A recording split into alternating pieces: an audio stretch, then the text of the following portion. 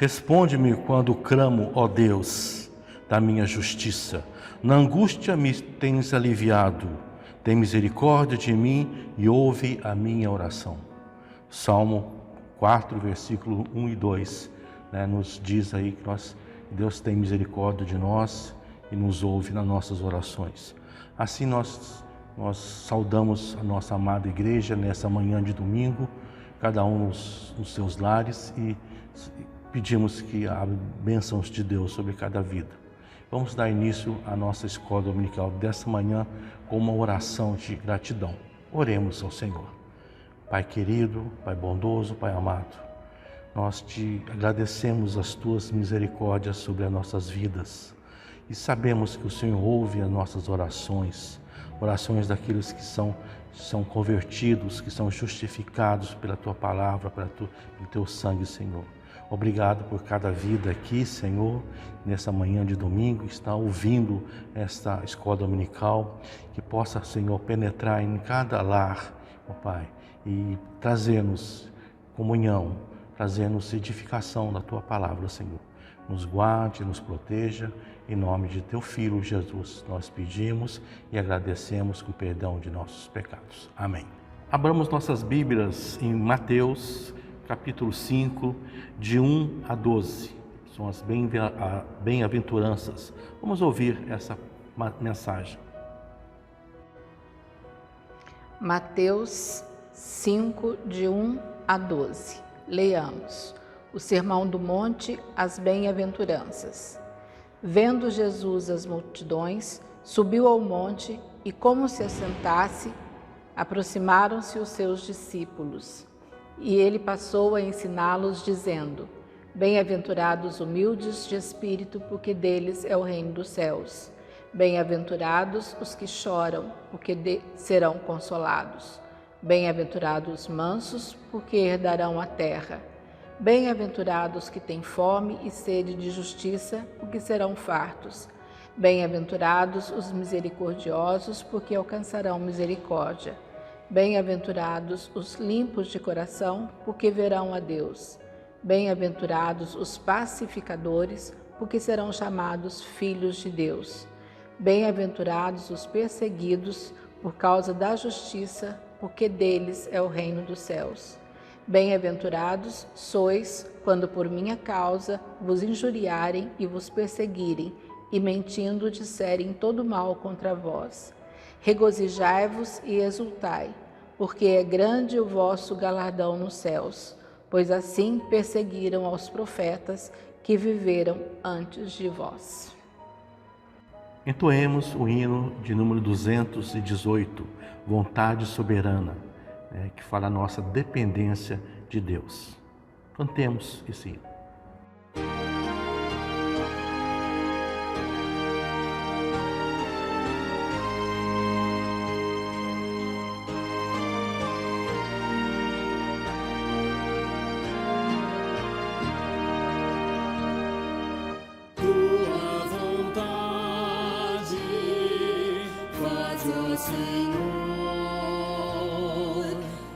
Sou feitura, tu és o autor. Molda e refaze todo o meu ser, segundo as normas do teu querer. Tua vontade faz, ó meu Deus, sombra e corrige os passos meus. Torna-me santo, porque tu és. Ouve os meus rogos, eis-me aos teus pés. Tua vontade faz, ó meu Pai, por ela o crente vive e não cai. Guia minha vida com tua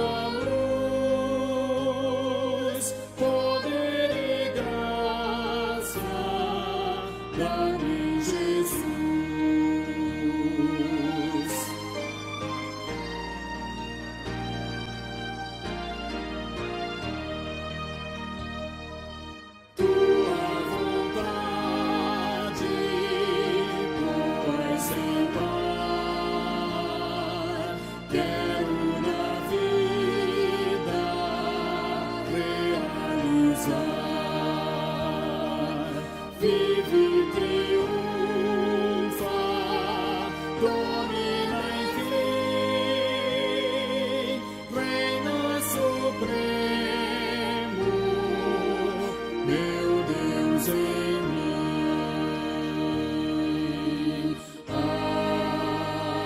Amém. Neste momento, nós passamos a lição dessa manhã de domingo, total dependência da graça de Deus. Para essa lição vai ser ministrada pelo nosso reverendo Alexandre. Ouçamos a palavra de Deus nessa manhã. Bom dia, irmãos, irmãs, que a graça e a paz do nosso bom Deus seja com cada um. Que bom podermos novamente, nesta manhã, estudar a palavra do Senhor, nesta escola bíblica dominical. E hoje nós vamos estudar, continuando a lição desta revista, que nos fala acerca das doutrinas da graça. Essa revista da série Palavra Viva, as doutrinas da graça, e num aspecto mais prático, até numa linguagem mais simples, em um aspecto mais prático, essa revista apresenta as doutrinas da graça. Na escola bíblica dominical do domingo passado, o presbítero Fernando falou acerca de adoração. Hoje nós observaremos acerca da humildade, a partir do texto base de Mateus, capítulo 5, verso 3, uma das bem-aventuranças. Bem-aventurados humildes de espírito, porque deles é o reino dos céus. Nesse texto bem conhecido, Jesus apresenta aqui a importância da humildade. Toda a Bíblia apresenta orientações em relação à humildade. No livro de Salmo, no Salmo de número 138, versículo 6, diz que, a despeito da grandeza de Deus, Ele dá atenção aos humildes. Mais adiante, no livro de Provérbios, capítulo 16, versículo 19, diz que é maior a satisfação na humildade do que na soberba. No Novo Testamento, na primeira carta aos Coríntios, o apóstolo Paulo, inspirado por Deus, diz no capítulo 1, versículo 28, ele diz que há uma preferência de Deus pela humildade. E na primeira carta do apóstolo Pedro, no capítulo 3, versículo 8, ali um indicativo de que Deus exige a humildade na vida cristã. Mesmo cientes de toda essa importância e de muitos outros textos sagrados apontando para a importância da humildade, sabemos que há uma enorme dificuldade de praticar, de viver a humildade. E isso tem origem lá no primeiro livro das Sagradas Escrituras, Gênesis capítulo 3, onde no versículo 6 nós temos ali a apresentação de que, ao desejar ser igual a Deus, a mulher, depois o homem, seduzidos, tentados a ser igual a Deus, para não depender de Deus, comem do fruto que Deus disse para não comer. Além da desobediência, aqui nós temos a marca do pecado do orgulho. No querer ser igual a Deus, para não depender mais de Deus, para disputar, para ver quem era melhor, e ainda para mostrar-se ser melhor que Deus, Adão e Eva, o ser humano, então é atingido por esse pecado, o orgulho, que é antagônico à humildade.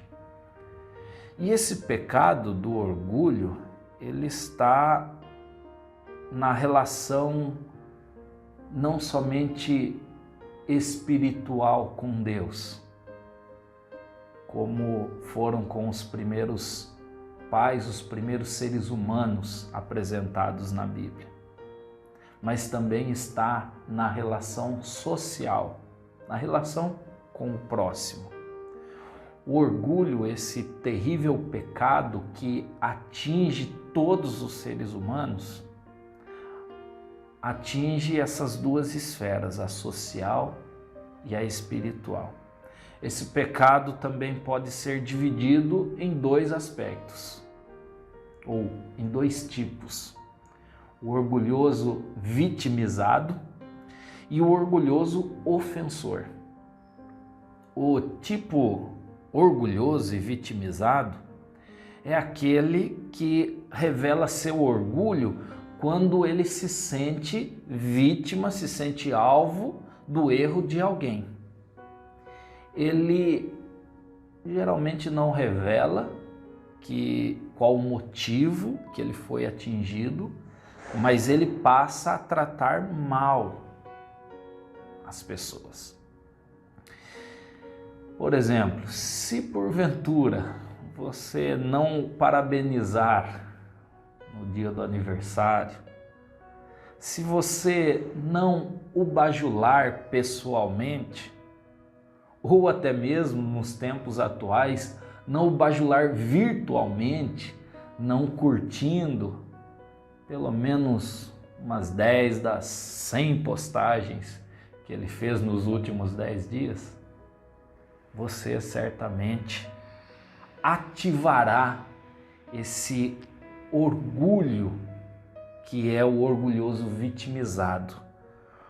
Esse pecado de se orgulhar ou aflorar o orgulho se sentindo vítima do erro de alguém. Não fala nada, não apresenta nada, mas mantém ali uma postura orgulhosa, uma postura rígida, e esse tipo tem dificuldade não somente de se abrir e falar da sua dor, daquilo que foi ofendido ou daquilo que acha que foi ofendido, e pior, tem dificuldade por consequência de perdoar. O segundo tipo de orgulhoso é o orgulhoso ofensor. Se o orgulhoso vitimizado é aquele que se sente atacado, o outro tipo é o orgulhoso ofensor, aquele que ataca. E esse é mais conhecido e é mais fácil de identificar, né? E esse também, ele possui duas faces, ou dois níveis de orgulho ofensor. O primeiro nível, ou a primeira face, é a soberba. E a segunda face é a arrogância. E tem distinção. Às vezes nós colocamos a soberba e a arrogância como sinônimos, e até podem ser, mas tem uma distinção. Vejamos. O orgulhoso ofensor, apresentado na faceta da soberba, é aquele conhecido como sabe-tudo. Sempre tem as melhores ideias, os melhores argumentos. Logo então, ele sempre é o melhor. Quem poderia ser melhor que uma pessoa que sabe de tudo, de todos os assuntos? Ele sempre sabe mais que todas as demais pessoas. Ele tem sempre os melhores argumentos para convencer, e ai de quem não se convencer. Esse é o primeiro tipo, é o tipo soberbo. É aquele que de forma sutil ele se apresenta acima de todas as pessoas. Mas ainda tem uma outra faceta do orgulhoso ofensor. É o orgulhoso ofensor apresentado na faceta da soberba. ou da arrogância. O arrogante é aquele conhecido que, além de saber tudo, ele também, além de ser melhor que todos, ele também faz questão de expor aquele que aos olhos dele não sabe. Ele faz questão e tem prazer em expor aquele que sabe menos do que ele aos olhos dele. Nós somos levados àquela parábola que Jesus conta do fariseu e do publicano. E o fariseu, na parábola que Jesus conta, registrada no Evangelho de Lucas, capítulo 18, ele faz a seguinte declaração, e orando: Deus, eu te dou graças porque eu não sou como os demais homens. Ou seja, eu não sou como todos, estou acima de todos. Eu jejuo 2 vezes por semana e dou o dízimo de tudo que eu ganho. E aí, no final, ele apresenta a sua arrogância. E não sou como esse publicano. Fecha aspas para o fariseu e abre para a interpretação. Não sou como esse publicano, pecador, traidor do povo por trabalhar para Roma, como esse ganancioso por adquirir riquezas através de cobranças de impostos. Não sou como esse publicano, e aí outros adjetivos ofensivos poderiam ser colocados. Então, o orgulhoso, ofensor na faceta da arrogância, é o pior dos 3. Um primeiro que é mais introvertido. Ele revela o seu orgulho e desenvolve o pecado do orgulho mais de forma interna. O segundo, o ofensor, é aquele que externaliza, quer seja de uma maneira sutil, com a soberba, eu sou melhor que todos, de uma forma gradual, vai apresentando que é melhor que todos. E o arrogante, que além de se apresentar como melhor que todos, ainda faz questão de humilhar aqueles a quem ele acha que é inferior a ele. Abordamos esse pecado do orgulho na esfera social. Mas, como vimos, a palavra de Deus apresenta em Gênesis que esse pecado atingiu também a esfera espiritual. O orgulho leva pessoas a se relacionar com Deus de forma imatura. Se Deus não fizer aquilo que eu quero, eu vou ficar bravinho com Deus, ou bravinha com Deus. Ou pior, aquela postura soberba, arrogante, como que dizendo para Deus: eu sei o que é melhor, eu conheço, eu sei o que eu vivo, eu sei o que eu vivo e eu sei o que eu desejo para o bem do meu viver.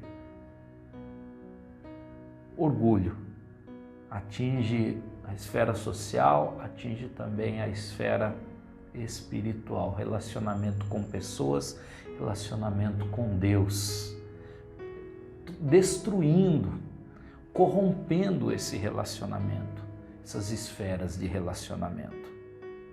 Então, no Sermão do Monte, texto que nós lemos, Jesus ensina acerca da prerrogativa da humanidade, da humildade, apontando a sua extrema importância para a vida aqui, no relacionamento com as pessoas, e para além, no relacionamento com Deus, dizendo que aos humildes é dada a grande felicidade, a bem-aventurança, a plenitude da existência, aqui e na eternidade, porque deles é o reino dos céus, o reino da eternidade. Alcançarão, terão, tomarão posse desse reino, dessa existência eterna em satisfação plena. Tamanha é a importância da prática e da vida em humildade. E é importante esclarecer que essa humildade, ela não está relacionada à condição social. Há uma corrente teológica antiga e que está muito presente na concepção, na fé do Brasil, desde a cultura, desde o segmento teológico católico romano e inclusive também no segmento evangélico. Há essa corrente teológica que predomina a mente de muitos, em que interpreta e comete o grande equívoco hermenêutico, traduzindo a humildade como não ter recursos ou riqueza material. A Bíblia apresenta que Deus se relacionou sim com homens que possuíam recursos, riquezas materiais. Aliás, a Bíblia apresenta que é o próprio Deus que deu essa riqueza. A Abraão, a Davi, Salomão, a José de Arimateia, que inclusive foi o rico que ofereceu um terreno para sepultar Jesus. Então Deus, ele não é contra a riqueza, ele se relaciona sim com homens, mulheres que possuíam uma condição social, possuía riqueza material.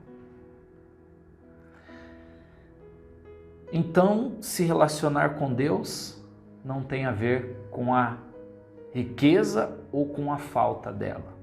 Há uma frase interessante do autor desta lição que diz que a pobreza não salva, nem a riqueza condena. A pobreza não aproxima, nem a riqueza distancia-nos de Deus.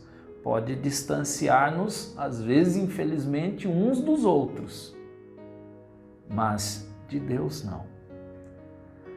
A humildade que Jesus aponta aqui no Sermão do Monte é a humildade, a pobreza de espírito, fica claro no texto. Bem-aventurados humildes de espírito, não tem a ver com o material. Bem-aventurados aos que entendem uma miséria espiritual, aqueles que declaram não ter nada para oferecer em troca para se relacionar com Deus, aqueles que dizem: preciso de tudo para me achegar a Ti. Eu não tenho nada em mim que me possa dar condições de me achegar até Deus.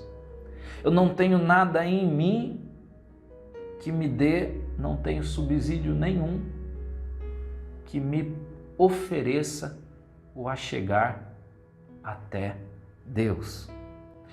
E voltando para a parábola do fariseu e do publicano, no capítulo 18 de Lucas, no versículo 13, nós temos na figura do publicano, quando Jesus conta, diz que ele fica de longe e que ele não ousa nem olhar para o céu, ele não se sente digno nem de olhar para o céu. E ele se declara totalmente dependente de Deus. Ser propício a mim, pecador. Se reconhece indigno e declara total dependência de Deus. Os humildes,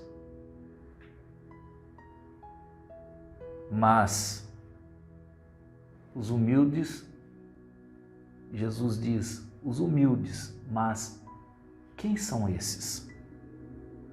O orgulho não atinge as duas esferas do relacionamento humano e com Deus.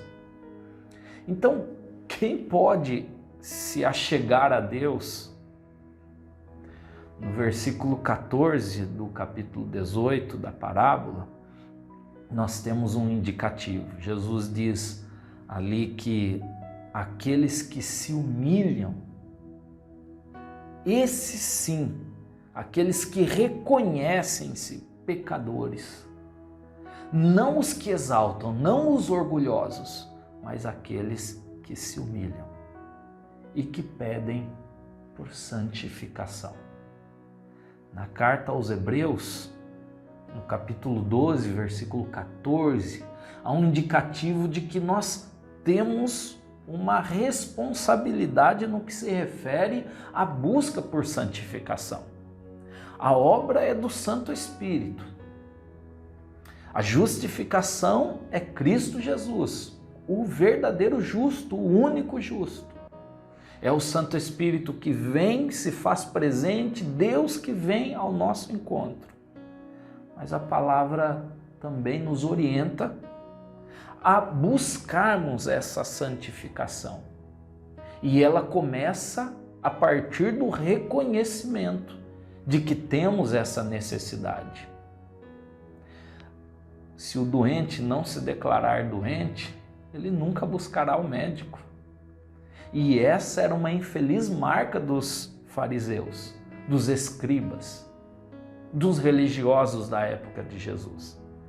Eles se achavam justos, puros, eles se achavam perfeitos, se achavam melhores do que os outros. Estavam submersos no orgulho, no pecado do orgulho. Somente com o reconhecimento da necessidade, do reconhecimento de ser pecador, se arrepender e clamar por perdão, reconhecer a miséria espiritual com a qual o ser humano está submetido, é que inicia o caminho da santificação. Não há outra forma, é com essa declaração. Por isso, na nossa liturgia, no culto público, nós temos aquele momento de contrição.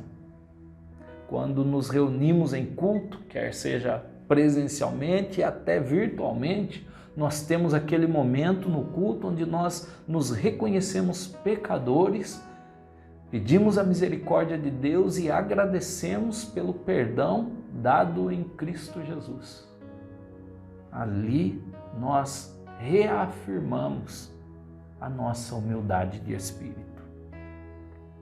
E para concluir, então, aplicações práticas. Na esfera espiritual, já dissemos, é declarar total necessidade a Deus. É reconhecer a grandeza de Deus, a santidade de Deus, como Davi reconheceu em salmos escritos: quem pode chegar à presença do Senhor, senão aqueles que são humildes de espírito, aqueles que reconhecem a santidade de Deus e a carência do perdão dado a nós.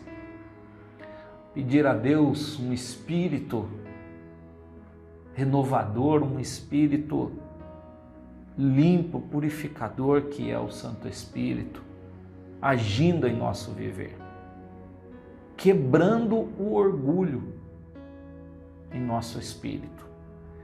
E quando temos então essa verdade no nosso relacionamento com Deus, essa verdade também se estenderá ao nosso relacionamento com o próximo, ao nosso relacionamento na esfera social com outras pessoas.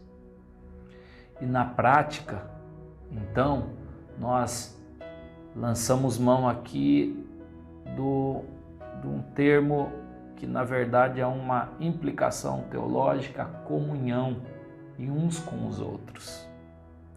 E a comunhão de uns com os outros implica em relacionamento.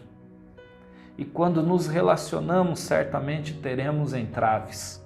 É impossível de nos relacionarmos uns com os outros sem ter nenhum tipo de conflito ou de discussão, de pontos de vista diferentes.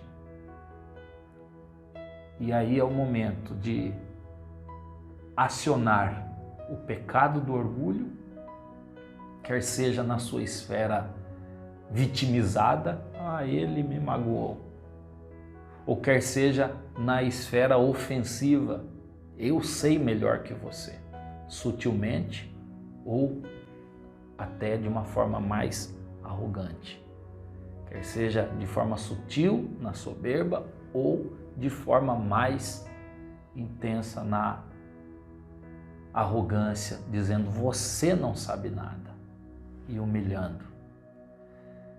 Não acionemos esse orgulho no nosso relacionamento, na comunhão de uns com os outros. Nós busquemos essa santificação, amando e servindo uns aos outros. São orientações que nós temos nas cartas apostólicas, quer seja nas cartas de Paulo, quer seja na carta de Tiago, quer seja na carta de Pedro, de Judas. Nós temos orientações como essas, de amar e servir uns aos outros. As orientações contidas nas cartas eram orientações para as primeiras igrejas. E não somente para as primeiras igrejas cristãs, mas para todas as igrejas. Palavra de Deus viva. Então, servir e amar.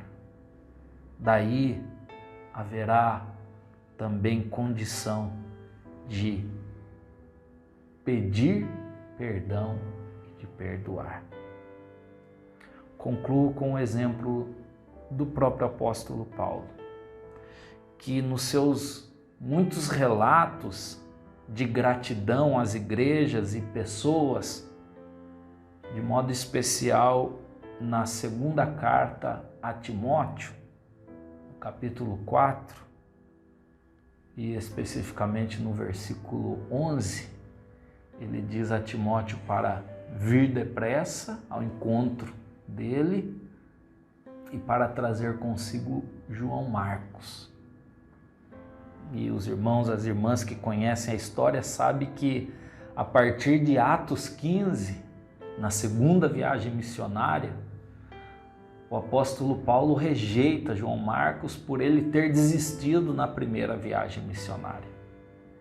E o apóstolo Paulo ali é tão incisivo que na discussão com Barnabé, se levava ou não levava João Marcos, os dois decidem tomar direções diferentes. E agora, no final da vida, o apóstolo Paulo chama de volta João Marcos, porque já tinha restaurado o relacionamento e declara ser importante, consolidando assim a sua humildade, sendo um apóstolo já com a sua carreira missionária consolidada, reconhecida por todos os homens e muito agraciada por Deus. Ele humildemente chama um jovem que um dia teve medo de continuar a viagem missionária. Ou seja, o apóstolo Paulo pediu perdão e ofereceu perdão. Assim era imperativo para todos os cristãos. Assim é ainda hoje imperativo para todos os cristãos. Se humilhar pedir perdão, abrir o coração e receber perdão. Em todos os momentos, essa implicação continua, principalmente nesses momentos de grandes tensões que estamos vivendo. A importância da humildade. Bem-aventurados são os humildes de espírito, porque deles é o reino dos céus. Que Deus assim nos abençoe com a humildade, esse valor, esse princípio tão importante para o viver do cristão. Deus assim muito nos abençoe. Amém.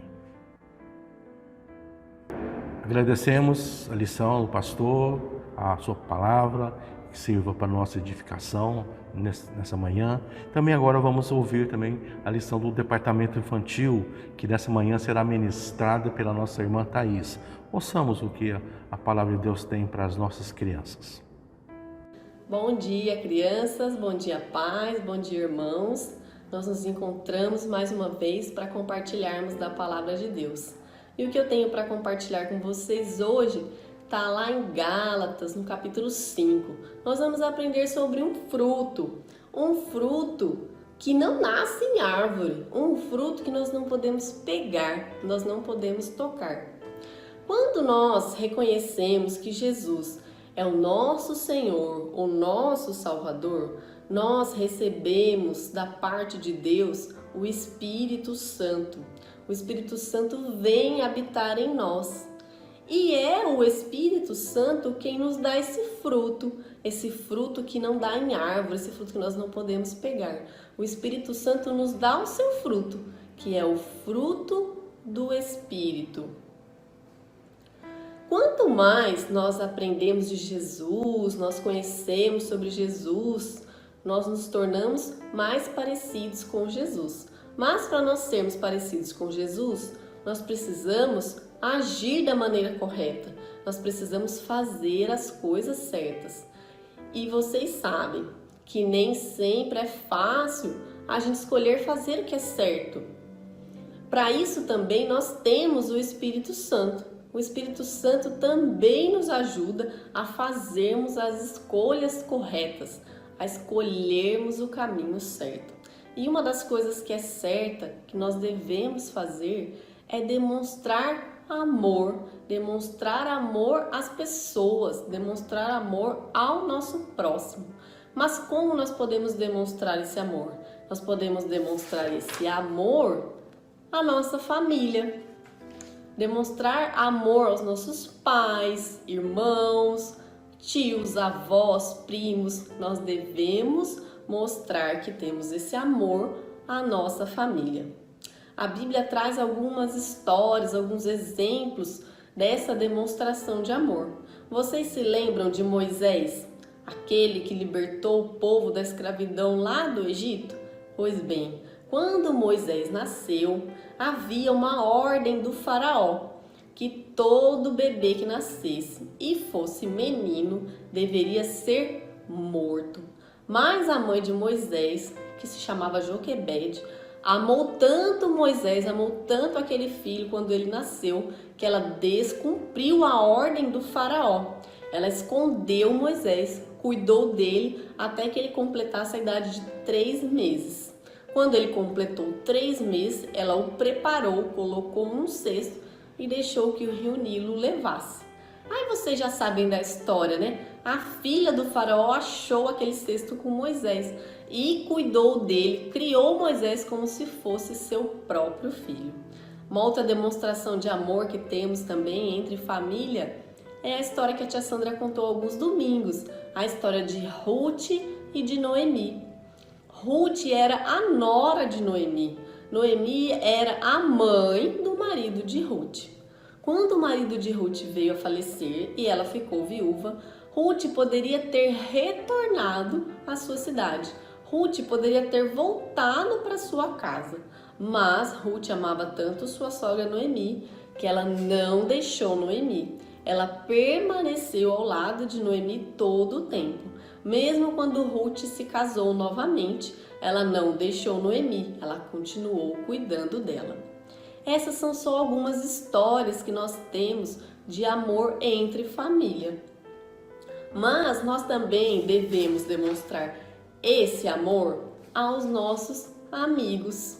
Pois é, devemos sim mostrar esse amor aos nossos amigos. A Bíblia também traz alguns exemplos dessa demonstração de amor. Uma dessas histórias é a história de Jonatas e Davi. Lembram-se, Jonatas era o filho de Saul, do rei Saul. Jonatas era um príncipe. Davi era apenas um pastor de ovelhas, era só um garoto. Mas lembram-se que Davi matou o gigante Golias. Quando Davi fez esse ato, quando Davi matou o gigante, Davi ficou famoso. As pessoas davam mais atenção a Davi do que a Jonatas, que era um príncipe. Jonatas poderia ter ficado com raiva, ter ficado com inveja de Davi, ter desfeito a amizade ou mesmo ter feito algum mal contra o seu amigo. Mas o amor que Jonatas tinha por Davi era tão grande que nada disso aconteceu. Muito pelo contrário, Jonatas até deu presentes a Davi, como uma espada e uma capa. Mas também temos outras histórias de amigos, de amor entre amigos, dessa demonstração de amor. Essa eu acho que vocês não conhecem. Nós vamos falar agora sobre Epafrodito. Epafrodito é o amigo de Paulo, ou missionário. Lembram-se de Paulo, que fez diversas viagens missionárias pregando e proclamando a palavra de Deus? Pois bem, ele tinha um amigo, o Epafrodito. Numa certa ocasião, Paulo estava passando uma dificuldade muito grande lá na cidade de Roma. E esse seu amigo morava numa outra cidade, a cidade da Macedônia. As duas cidades eram muito distantes. Eram cerca de 2.000 quilômetros de distância entre as duas cidades. 2.000 quilômetros é muita distância, é muito longe uma cidade da outra. Hoje, para nós fazermos uma viagem dessa, tão distante, nós temos carros, nós temos aviões, ônibus. Na época do Epafrodito, nada disso havia ainda. As viagens eram feitas a pé ou no lombo dos animais, como os jumentos e burrinhos. Então a viagem era muito perigosa. Era muito perigoso pegar uma estrada numa distância tão grande como essa. A viagem poderia levar dias e até meses. Mas Epafrodito não ficou com medo de nada disso. Ele fez a viagem, foi ao encontro do seu amigo para ajudá-lo. O amor que Epafrodito tinha por seu amigo Paulo fez com que ele superasse todas as dificuldades. Ele não deixou que as dificuldades o impedissem de mostrar esse amor que ele tinha pelo amigo. Mas nós também devemos mostrar esse amor aos nossos inimigos. Pois é, como eu vou demonstrar esse amor a quem não gosta de mim, aquele coleguinha inconveniente da escola, que põe apelido, que faz brincadeira sem graça? Como que eu vou mostrar amor a essa pessoa? Nós mostramos amor aos nossos inimigos quando nós não retribuímos o mal que eles nos fazem com outro mal, quando nós os tratamos bem, quando nós oramos por ele.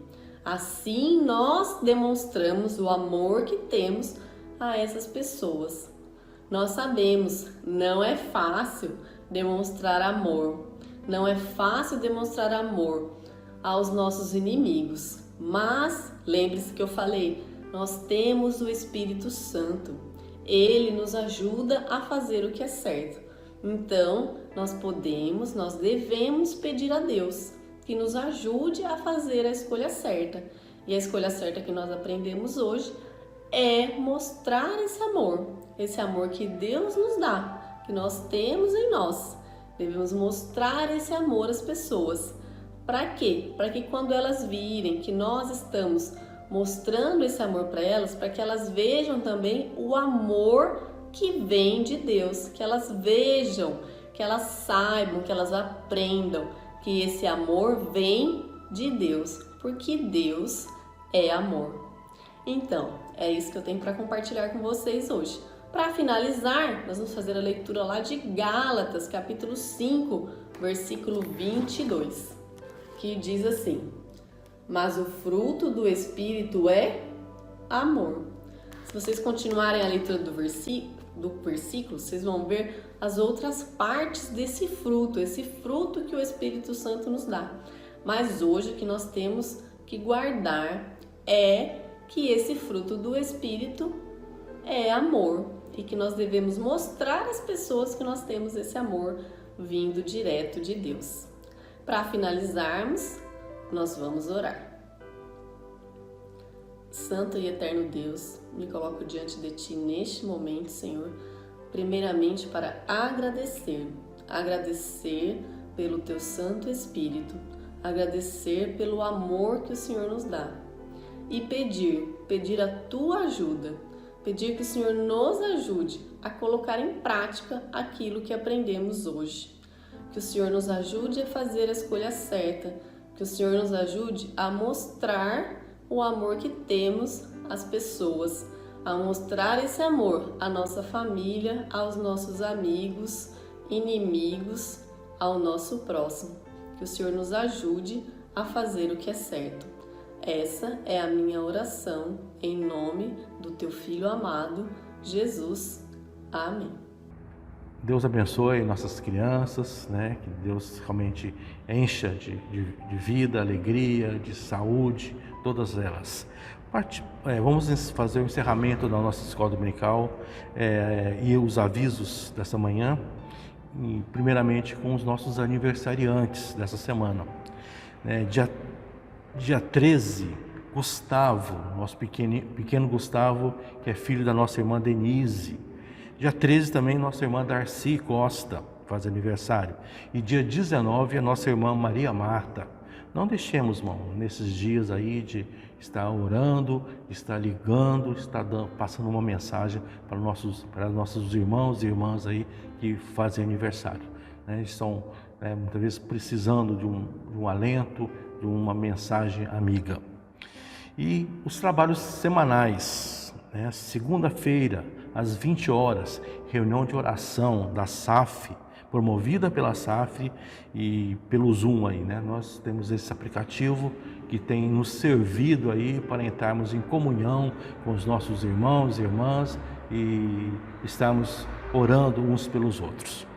Terça-feira, também às 20 horas, reunião nos lares, dirigida pelo nosso pastor, e através agora do WhatsApp, Então é uma maneira muito simples de você acessar o seu aplicativo, e para que todos possam estar participando, orando uns pelos outros, Vamos cada vez mais participar desses trabalhos. Quinta-feira, às 20 horas, pelo WhatsApp, também estudo bíblico, onde nós estamos aprendendo doutrinas da nossa igreja, E que nós possamos edificar, crescer na palavra de Deus.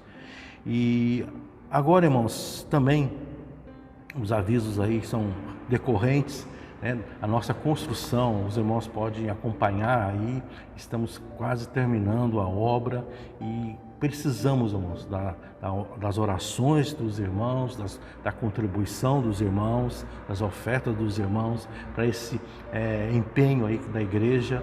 Não é para a nossa causa, não é para a causa do pastor, mas é para o crescimento da obra da igreja aqui em nossa cidade. Participemos, contribuímos também com essa campanha. Também em relação a campanhas de agasalhos e alimentos básicos, Estamos recebendo esses materiais, essas ofertas, esses alimentos. Às terças-feiras, nosso pastor está presente aqui de manhã, terças e quintas. Ele está presente aqui de manhã na igreja e pode receber pessoalmente aí, E também, se algum irmão tem algum donativo, algum irmão tem algum material a ser doado, ligue para nós também possamos buscar isso nos seus lares. Não deixe de contribuir nesses momentos difíceis, podemos estar ajudando pessoas, irmãos necessitados. Irmãos, e também agora eu quero fazer uma homenagem especial. Dia 9/7 foi dia do diácono. os diáconos da nossa igreja. Quero também cumprimentar e agradecer esses nossos irmãos aí, né? Irmão Pedro, Odilon, Adriano, Gilberto, Henrique, Leandro, Irineu e o seu Bezerra. Deus abençoe ricamente a vida desses teus servos. E quero deixar um texto, né, da palavra de Deus, né, para esses nossos irmãos que têm sido o nosso apoio aí na nossa escola dominical.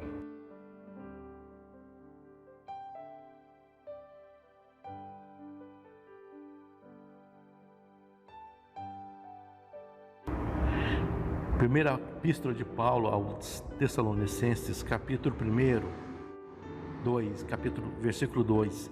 Damos sempre graças a Deus por todos vós, mencionando-vos em nossas orações sem cessar, recordando-nos diante de nosso Deus e Pai da operosidade da vossa fé, da abnegação do vosso amor e da firmeza da vossa esperança em nosso Senhor Jesus Cristo, reconhecendo, irmãos amados, a vossa eleição.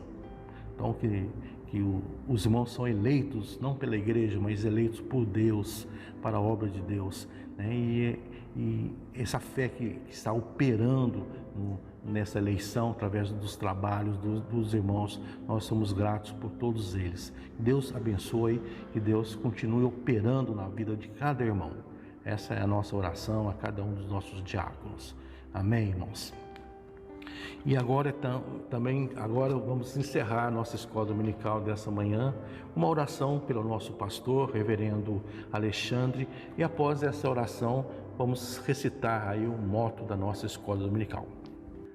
Vamos então fazer uma oração, encerrando essa escola bíblica dominical, dando graças a Deus por esse tempo tão precioso, colocando diante de Deus a vida dos nossos aniversariantes da semana e também a vida de cada diácono, que durante essa semana, no dia 9 foi o dia do diácono, então nós vamos colocar também a vida de cada um dos diáconos diante de Deus. Oremos ao Senhor. Santo e soberano Deus, nosso eterno Pai de amor, nós louvamos e glorificamos o Teu santo nome, reconhecendo a Tua grandeza e o Teu poder acima de todas as coisas. Te agradecemos, Senhor, por esta manhã, que nós pudemos estudar a Tua palavra, tanto com os adultos, jovens, como também com as crianças. Ó Deus, que cada ensino fique fixado no coração e na mente de cada um de nós, e se estenda na prática do nosso viver. Ó Deus Santo, também nesta hora nós queremos colocar diante de Ti, agradecer e clamar pela vida de cada aniversariante. Abençoe, ó Deus, a vida do Gustavo. Abençoe, ó Deus, a vida da irmã Darcy. Abençoe, ó Deus, a vida da irmã Maria Marta. Que o Senhor, ó Pai, derrame ricas bênçãos sobre a vida de cada um, que cada um possa sentir a Tua presença de forma especial nesses dias de celebração de mais um ano de vida. Que eles tenham no Senhor a gratidão do viver. Ó Deus, também colocamos diante de Ti a vida de cada diácono que serve a Tua igreja com esse ministério tão especial, oficialato na igreja aqui em Caraguatatuba. Que o Senhor, ó Deus, fortaleça cada um, que o Senhor com Teu Santo Espírito permita com que cada um saiba da importância e do valor do serviço de cada um, mesmo nesses tempos em que não estamos tendo os trabalhos na igreja, que cada um tenha da parte do Senhor e de toda a igreja a satisfação de servir na obra e o reconhecimento da importância em cada lar e no reino do Senhor. Ó Deus, visite cada um. Nós te pedimos e já em fé te agradecemos, consagrando cada vida, a nossa igreja no teu altar. É assim que oramos, no precioso nome do nosso Senhor e Salvador Jesus Cristo, que vive e reina para todo sempre. Amém. Moto, Mateus 5,16, assim brilhe também a vossa luz diante dos homens, para que vejam as vossas boas obras e glorifiquem a vosso Pai que estás nos céus. Irmãos amados, muito bom dia, na graça e na paz do nosso Senhor, que Deus abençoe ricamente os irmãos nessa semana e que as misericórdias de Deus estejam sobre cada um de vocês. Amém, irmãos?